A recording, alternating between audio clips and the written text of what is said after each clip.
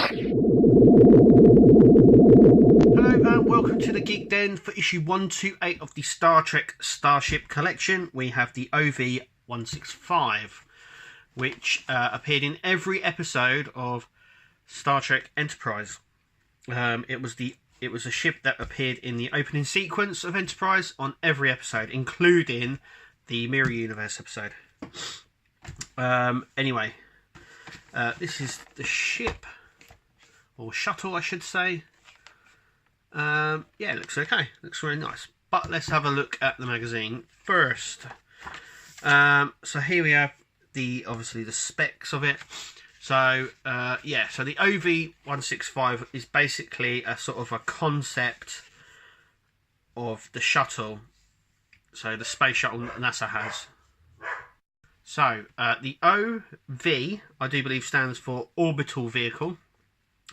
The 1 stands for it's flight ready, I do believe, and 65, which all explains it in here, means that it's the 65 vehicle. So basically, yeah, obviously this is the section that it appeared in Enterprise, but yeah, it appeared on every single episode of Star Trek Enterprise in the opening sequence. So basically it was a concept, something that would surpass the space shuttle that NASA had. So this would be their next involvement. It might still happen, you never know. You never know. Anyway, we'll come to the design. So obviously it started out I do believe what the Warp Delta, or the lunar ship that we had at the very start. That's how it officially started out, and then we got this. I really like it. I think it's really nice. I'm quite surprised that we got it though in the series, considering there's a lot of other more important ships, though I'm quite happy to have it in the collection. Then we come on to the visuals of Broken Bowl, the first episode. So this sort of just goes into more of the visual effects side and how they had to split it between 2 visual effect houses and stuff like that.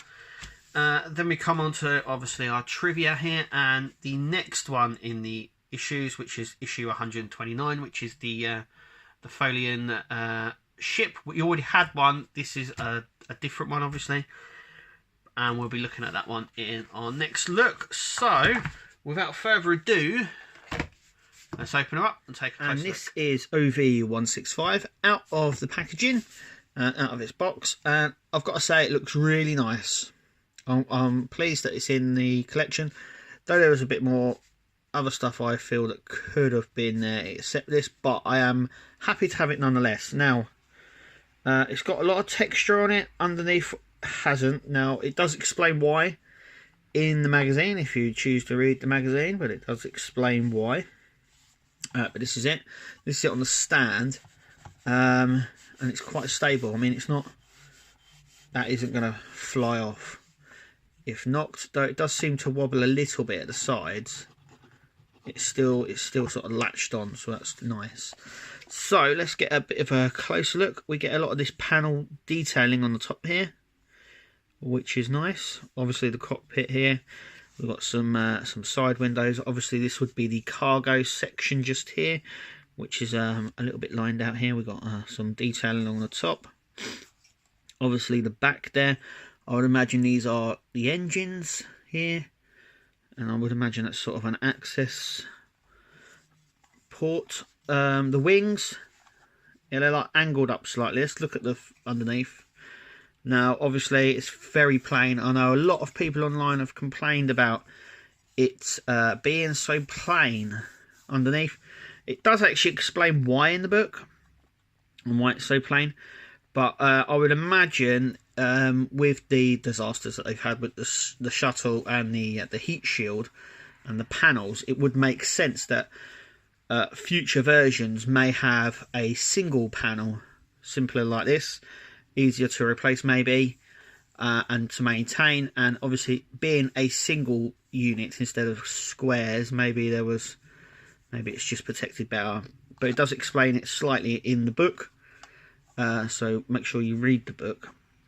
But yeah, I'm liking the detailing. There's not too much going on because it's a space shuttle, but I mean, I love the this body panel along the top.